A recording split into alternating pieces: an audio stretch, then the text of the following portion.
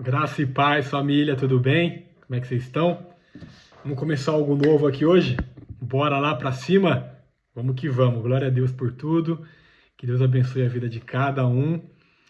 E hoje a gente vai estar iniciando um estudo bíblico online, através do nosso canal do YouTube. A gente vai estar iniciando um estudo bíblico, lendo juntos o Evangelho segundo escreveu João. Lembra que a gente começou no mês de abril a ler o Novo Testamento? A gente leu Mateus, a gente leu Marcos, a gente leu Lucas, e agora a gente já deveria ter entrado no Evangelho de João. E agora a gente vai fazer de uma maneira um pouco diferente. Vamos estar lendo juntos. Não um capítulo por dia. Quem quiser ler um capítulo por dia, pode ler, meu irmão. Leia um capítulo por dia de João, leia outros livros do Antigo Testamento, como também do Novo. Leia a Bíblia, irmão. Leia a Bíblia. A Bíblia é muito importante para o nosso crescimento, para a nossa edificação, para a nossa libertação, para a gente conhecer o nosso Deus, para a gente conhecer o Deus que a gente serve, que a gente diz que ama. A gente precisa conhecer a palavra, porque na palavra ele se revela.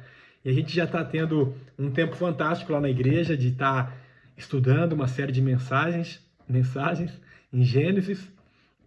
A gente já passou quase o livro inteiro de Gênesis. Agora no próximo domingo a gente vai estar finalizando a nossa série de mensagens. Vamos estar ali aprendendo sobre a história de José. No domingo passado foi a história de Jacó, que foi um culto maravilhoso, marcante. A presença de Deus foi notável ali no nosso meio. E agora a gente vai dar continuidade, irmãos. Agora a gente vai dar continuidade na nossa leitura em algo novo para a nossa igreja, para a nossa vida. E se você puder, compartilhe também com outras pessoas esse vídeo. A gente vai estar lendo juntos o Evangelho de Jesus, segundo escreveu João. É o quarto livro do Novo Testamento. E a gente vai estar aqui juntos. Por que eu falei que a gente não vai ler um capítulo inteiro, irmãos? Porque a gente vai estar lendo por partes, por temas. Na Bíblia a gente vai vendo subtemas aqui em cada passagem. Por exemplo, aqui no capítulo 1, a gente vai estar lendo hoje do capítulo 1, versículo 1, até o versículo 18, que fala sobre a palavra que tornou-se carne. Aí, a partir do versículo 19, a gente vai dar continuidade no próximo vídeo, falando sobre João Batista, que negava ser ele o Cristo. Ele não era o Cristo, o prometido, ele só apontava o caminho. E depois a gente vai lendo, dando continuidade aqui, apresentando Jesus como Cordeiro de Deus, a partir do versículo 29. E assim a gente vai lendo, irmãos, a cada vídeo, um pouquinho do Evangelho de João. Quem está junto comigo aí, dá um glória a Deus, dá um amém. Vocês podem participar, claro, mandando mensagens aí nos comentários. Tiver alguma dúvida, irmãos, manda uma mensagem, escreve aí, entre em contato. A gente precisa buscar o conhecimento e sempre que tiver uma dúvida, fala, procura a gente para conversar. É tão bom quando alguém procura a gente para tirar dúvida, esclarecer alguma coisa que não foi bem explicada, porque é necessário, é importante. Eu gosto muito de fazer isso. Que a gente venha ter um tempo agora de edificação e de aprendizado, em nome de Jesus. Amém? Vamos lá para a palavra? Abra sua Bíblia aí. Abra sua Bíblia em João, capítulo 1, versículo 1. E vamos ler juntos? No princípio era aquele que é a palavra. Ele estava com Deus e era Deus.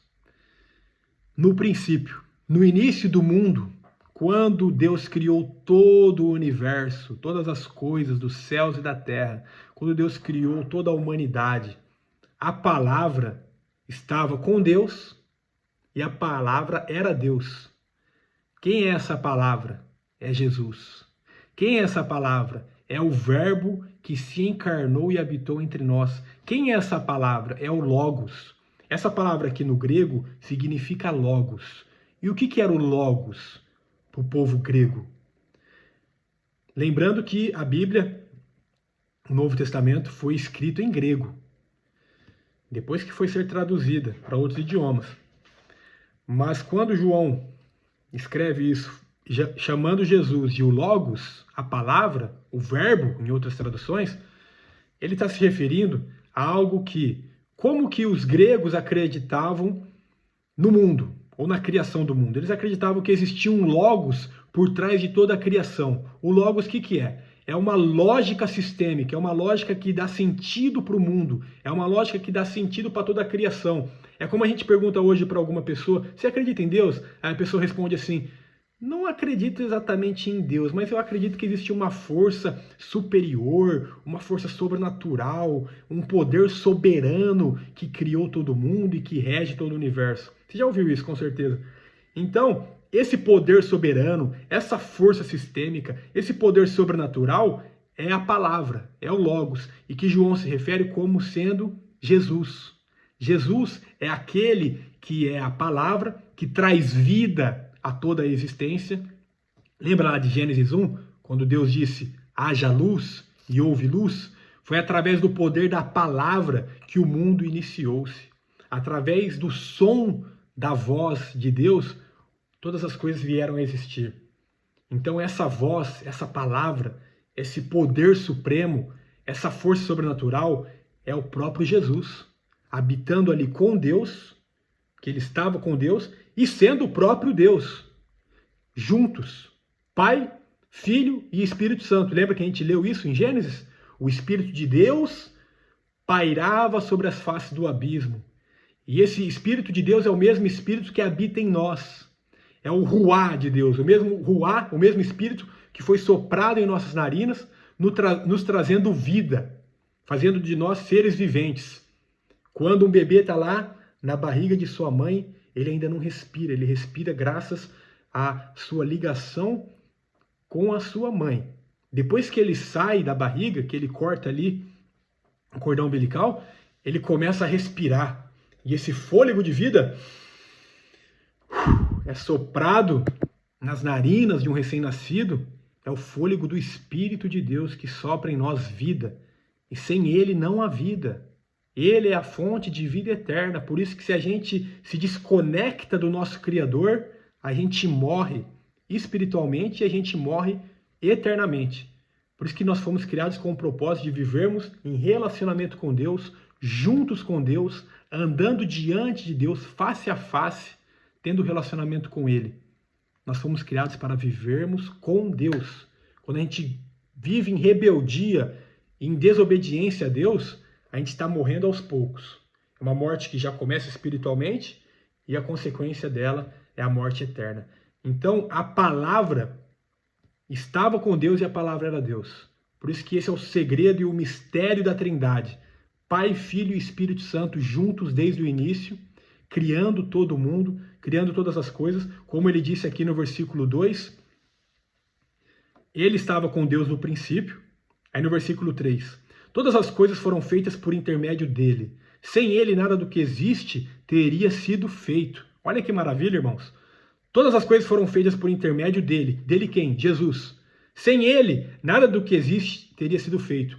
Porque dele, lembra de Paulo falando aos Romanos, porque dele, por ele e para ele são todas as coisas. Glória, pois, a ele eternamente. Todas as coisas existem nele, todas as coisas vêm dele, todas as coisas se fundamentam e se solidificam nele, todas as coisas existem para ele, porque dele, por ele e para ele.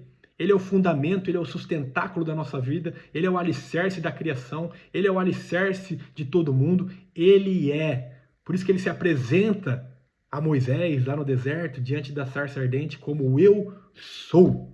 Ele é, irmãos. Ele é a vida, ele é a luz, ele é o pão, ele é o caminho, ele é a verdade, ele é a vida, ele é o Criador, o Pai, o Deus soberano, o Deus todo-poderoso, ele é. Isso é maravilhoso. Sem ele, nada do que existe teria sido feito. No versículo 4, nele estava a vida, e esta era a luz dos homens.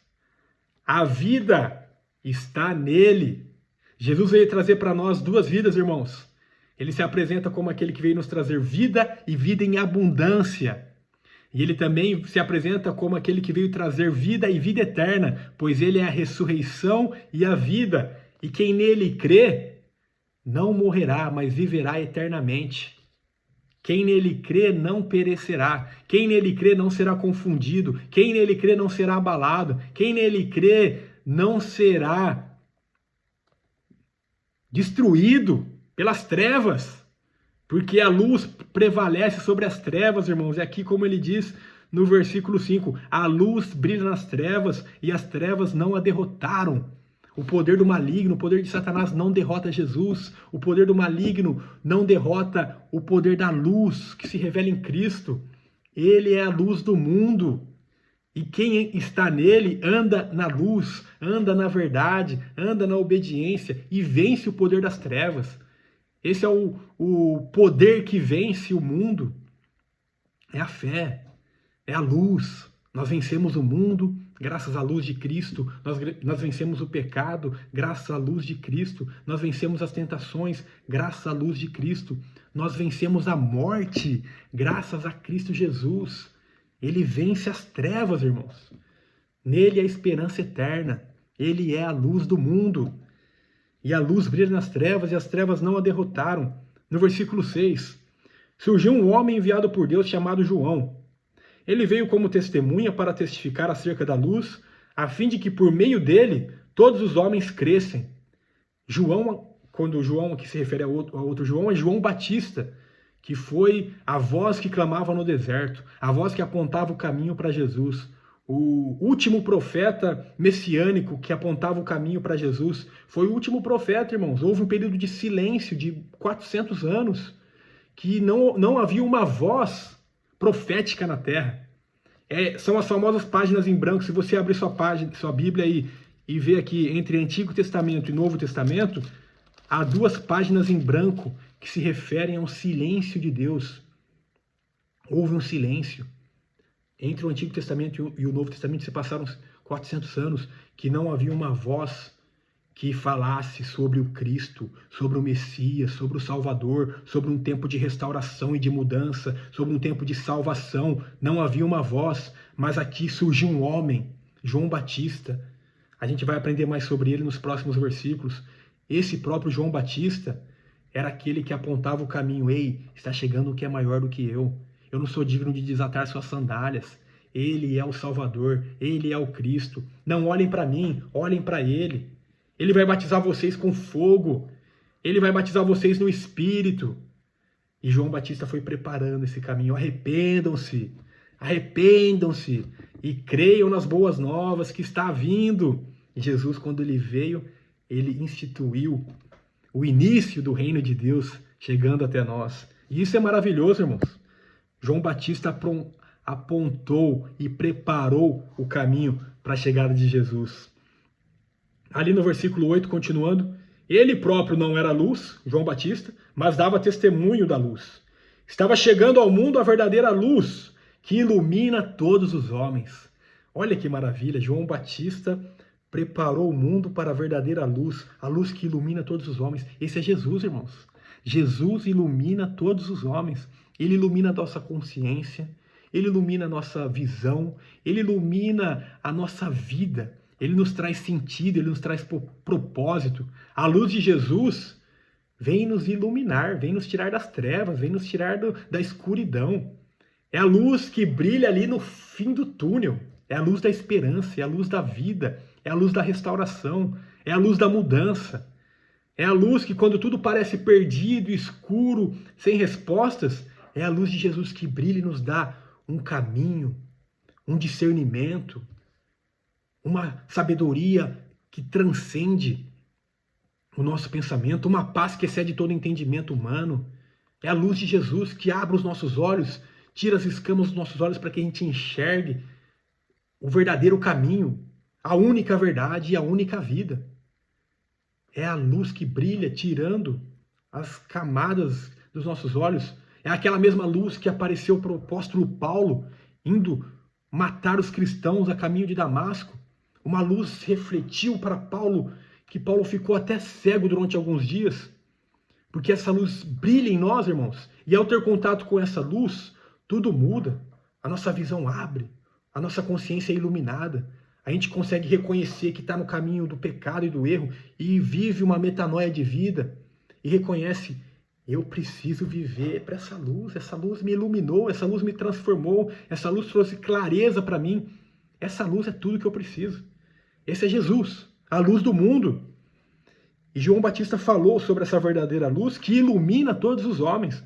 Aí no versículo 10, João Batista, agora o apóstolo João falando, aquele que é a palavra estava no mundo. Olha lá, que maravilha, olha lá. Aquele que é a palavra estava no mundo e o mundo foi feito por intermédio dele, mas o mundo não o reconheceu. O mundo que foi feito por intermédio dele não o reconheceu. Jesus veio e o mundo não o reconheceu. No versículo 11, ele veio para o que era seu, mas os seus não o receberam. Ele veio para o que era seu, mas os seus não receberam. Olha só, irmãos, que detalhe, hein? Lembra que a gente está estudando Gênesis? Deus escolheu um povo, o povo de Israel. A partir do nascimento ali de Abraão, iniciou a história de um povo. O Antigo Testamento conta a história desse povo, o povo de Israel, o povo judeu, o povo de qual veio o Messias, pois a salvação veio dos judeus. Mas a salvação não era somente para eles. Na semente de Abraão, lembra lá de Gênesis 12, na semente de Abraão seriam abençoadas todas as famílias da terra. Não somente a família de Abraão, não somente o povo judaico, o povo de Israel, e sim todas as famílias da terra. Essa bênção se encontra em Cristo, se cumpre em Cristo. Todos nós somos abençoados em Cristo. Todos nós recebemos a salvação, todos nós temos o poder de sermos chamados filhos em Cristo. E o povo de Israel não reconheceu isso. O povo de Israel escolheu negar o Messias. O povo de Israel esperava um Cristo, um Messias, que iria dar um fim no Império Romano, que iria trazer uma paz territorial para a nação de Israel. Esse Cristo guerreiro, esse Cristo com uma espada, esse Cristo que ia trazer uma guerra, que traria uma paz somente para o Estado de Israel. Uma guerra, uma paz territorial. E não é sobre isso, irmãos, e nunca foi sobre isso a mensagem do nosso Deus. O nosso Deus é um Deus que veio para esmagar a cabeça da serpente e para dar fim ao poder das trevas, ao poder do pecado. Pois o problema de todo mundo é o pecado. É a divisão entre Deus e os homens. Esse é o problema do mundo, irmãos. Esse é o problema que a gente vê fome no mundo, a gente vê injustiça no mundo, a gente vê criança passando fome, a gente vê filho matando pai, a gente vê violência, a gente vê guerra. É o orgulho, é o ego, é o poder da maldade, é tudo isso que a gente vê de ruim, irmãos. A ganância, a mentira, a corrupção, é tudo fruto do pecado, irmãos. Tudo fruto do pecado. E Jesus Cristo, ele veio destruir esse poder. Ele veio destruir, aniquilar esse poder do pecado. Para que a gente possa viver na verdade, para que a gente possa viver na luz, para a gente viver o reino de Deus aqui e agora. Dando sinais do reino aqui e agora, nesse mundo caído. A gente poder viver com a maior densidade possível os sinais do reino de Deus aqui e agora. Esse reino que vai se cumprir, sim, ali e além, na volta de Jesus. A gente vai viver a perfeita paz, a perfeita justiça, quando Jesus voltar. Sim, enquanto nós estivermos aqui, a gente vai passar por aflições e por problemas, essa é a realidade. Mas nós precisamos ter bom ânimo e saber que Jesus está conosco. E quem está em Cristo vive os sinais do reino de Deus aqui e agora. E o reino de Deus é justiça, paz e alegria. O reino de Deus, por mais caótico que seja o cenário que a gente está vivendo, de guerra, de destruição, de fome, de pobreza, de desespero, a gente continua crendo num mundo que se revela em Jesus, no mundo que se iniciou em Jesus, no reino dos céus aqui na terra. E é possível que a gente dê sinais desse reino, sendo sal nesse mundo, sendo luz nesse mundo, quando a gente vive para a glória dele. Por isso que a gente é representante do reino de Deus aqui e agora.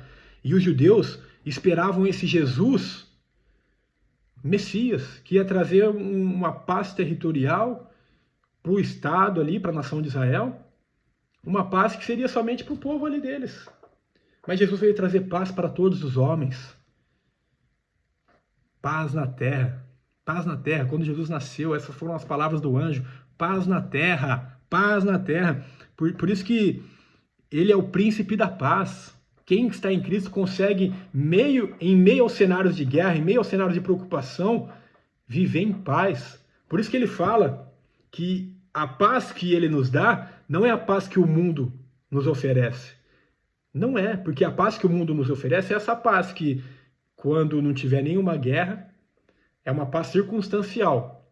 É a paz que existia na época Pax Romana, que é uma paz que existia graças à paz que existia territorial, não havia guerras. Roma conseguiu isso, o Império Romano. Conseguiu estabelecer bem suas fronteiras, organizar bem as nações que viviam ali ao seu redor, para que eles pudessem viver em paz. Não havia guerra no período do Império Romano, nesse período aqui, do tempo que Jesus viveu. Mas a paz que Jesus nos oferece não é uma paz circunstancial.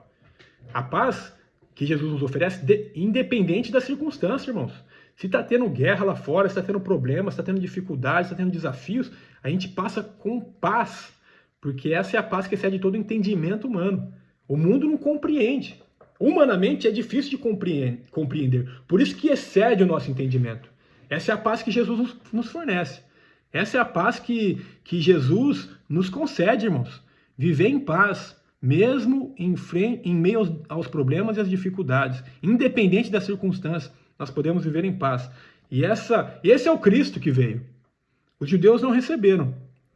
Mas, versículo 12. Contudo, aos que o receberam, aos que creram em seu nome, deu-lhes o direito de se tornarem filhos de Deus. Quem crê em Jesus, irmãos, tem esse privilégio de se tornar filho. Filho! Essa promessa, essa palavra de filhos de Deus, era ao povo de Israel. Eles eram filhos, filhos da promessa, povo detentor da palavra. E é uma história muito significativa e um povo que deve ser muito respeitado e admirado por todos nós. Porque toda a lei e os profetas eram o povo de Israel. Mas tudo apontava para a vinda de Jesus. E quando a gente vive crendo nele, a gente se torna filho. A gente agora está enxertado nessa videira e a gente faz parte dessa mesma promessa que o povo de Israel recebeu, porque a revelação de Deus é uma revelação progressiva.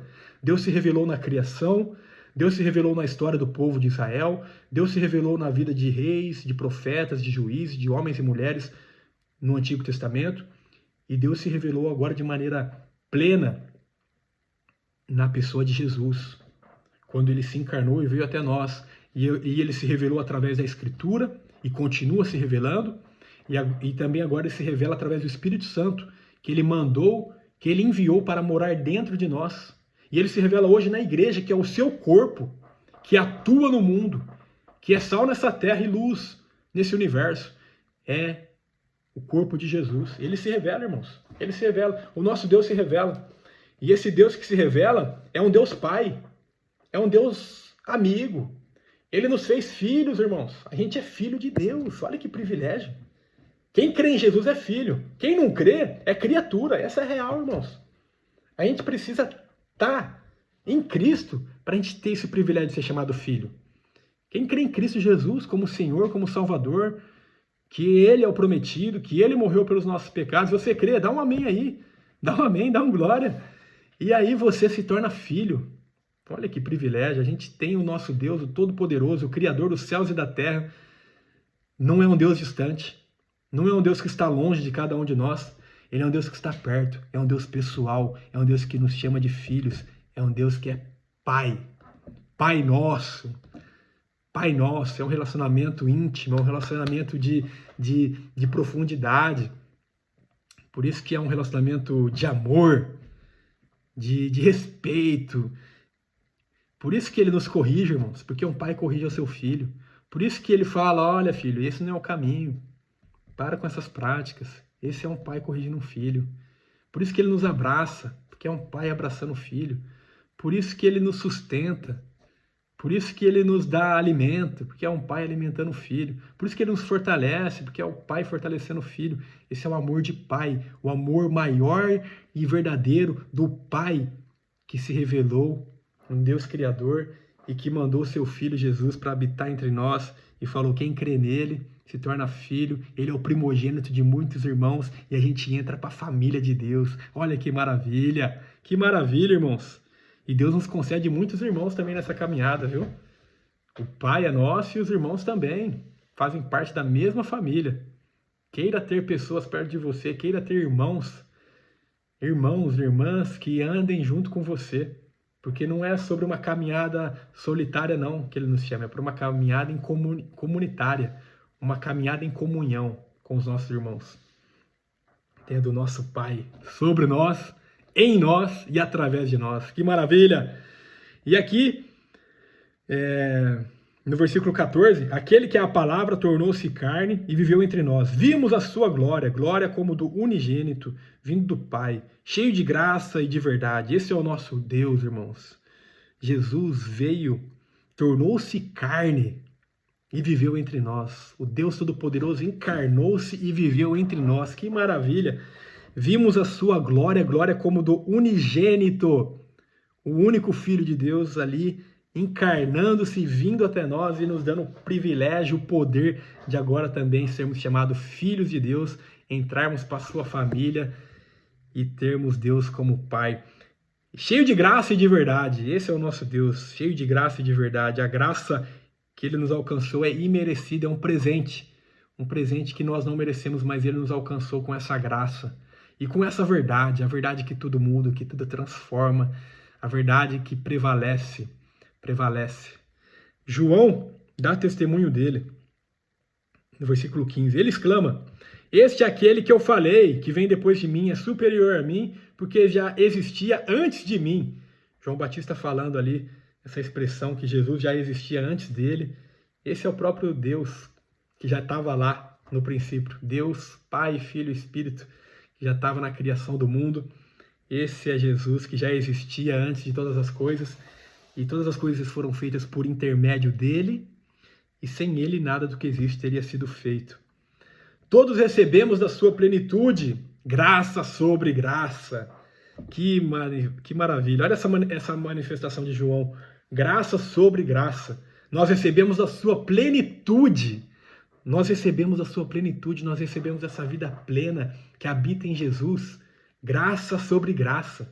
Graças à sua graça, nós recebemos a sua graça. Graças ao seu poder, nós recebemos essa graça e essa vida plena que existe em Jesus Cristo. Que não vai nos colocar numa bolha, irmãos. Que não vai nos colocar imune aos problemas e às dificuldades da vida. Não vai. A gente vai passar por problemas, sim, irmãos.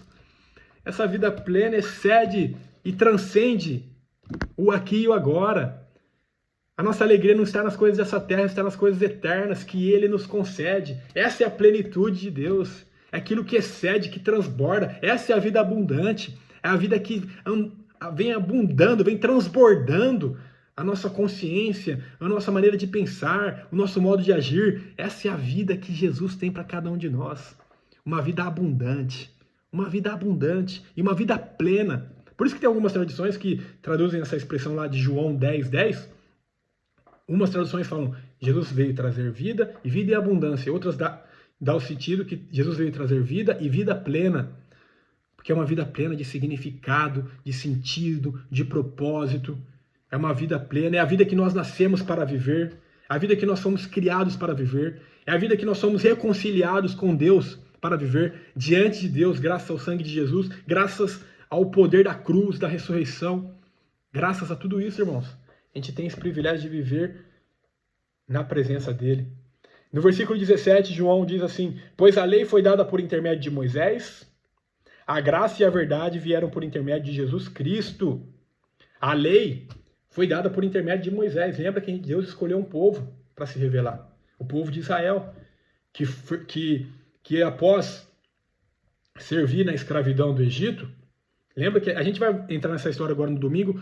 José, filho de Jacó, se tornou lá o governador de Egito. O povo cresceu e se multiplicou na terra do Egito. Depois o povo começou a ser escravizado pelos faraós da época. E o povo viveu ali muitos anos como escravo no Egito. E depois Deus levanta Moisés para libertar o povo da escravidão e conduzir o povo à terra prometida, a terra que Deus havia prometido desde Abraão. E ali nessa condução do povo pelo deserto, foi se formando uma nação com leis, com princípios morais, éticos, com leis cerimoniais, leis religiosas, leis sociais, que foram ali sendo estabelecidas pelo próprio Moisés, inspirado pelo próprio Deus. Deus concedeu os 10 mandamentos a Moisés, Deus concedeu leis, como estão explicadas lá no livro de Levítico, que foram tudo para a construção de uma nação, para a construção de um povo, que através desse povo, todas as outras nações pudessem ver a revelação do Deus invisível, a revelação do Deus Criador, através da nação de Israel. O propósito de Deus com a nação de Israel era para que a nação de Israel fosse uma luz para todas as outras nações. Era um propósito para que a nação de Israel fosse um povo santo, um povo diferente, um povo que tivesse princípios, que tivesse moral, que tivesse ética, um povo que tivesse prática, um povo que tivesse amor e relacionamento com Deus, amando a Ele de todo o coração, de toda a alma, de todo o entendimento, amando a Deus sobre todas as coisas e amando ao próximo como a si mesmo. Esses princípios são milenários, esses princípios são fundamentais da lei de Deus. Toda a lei se resume a esses 2 mandamentos: amar a Deus sobre todas as coisas e amar o próximo como a nós mesmos. E essa lei foi dada por intermédio de Moisés. E a graça e a verdade vieram por intermédio de Jesus. Jesus deu continuidade nessa lei. Jesus deu continuidade e agora ele veio com a graça. A graça que alcançou a todos nós. A graça que fez ele morrer numa cruz por amor a todos nós.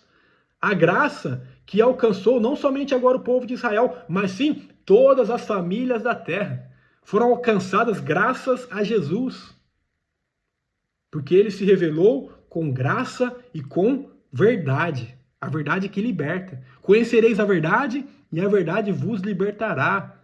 São as palavras de Jesus em João 6,33. Se a gente conhece a verdade nos liberta e nos coloca nessa vida plena e abundante que Ele sonhou para nós desde o princípio da nossa criação.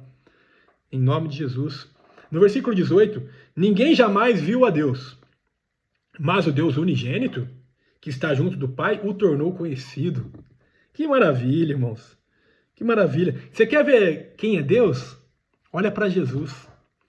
Olha para Jesus. Essa é a manifestação plena da presença de Deus. Ele veio até aqui, na terra, e nos mostrou quem é Deus e como deve viver o ser humano.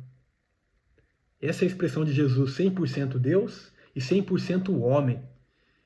Quem é Deus? Como é Deus? Olha para Jesus, Ele é a revelação de Deus. E como devemos ser como seres humanos? Olha para Jesus, porque Ele é a revelação plena da humanidade encarnada, divina, vinda do Pai, que nós devemos ser iguais a Ele.